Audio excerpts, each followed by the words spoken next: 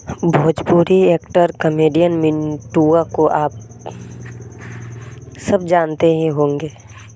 मिंटुआ और उनके परिवार मिलकर भोजपुरी से अश्लीलता हटाने का काम किया है और शायद आगे भी करते रहेंगे।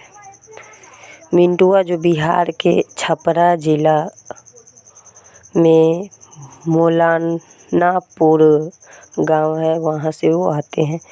मिंटुआ के माँ, पापा और बड़े भाई एक साथ मिलकर वीडियो बनाते हैं, जिस वीडियो को हम सब पूरे परिवार के साथ बैठकर आपस में देख सकते हैं।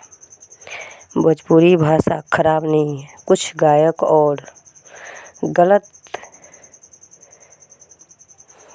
कॉमेडी करने वाले की वजह से भोजपुरी खराब है, परंतु भोजपुरी को आगे ले जाने के लिए अश्लीलता हटाना और बिहार के आगे की ओर ले जाने का काम मिंटुआ किया। अच्छा लगे तो लाइक, शेयर और सब्सक्राइब ज़रूर करें। धन्यवाद।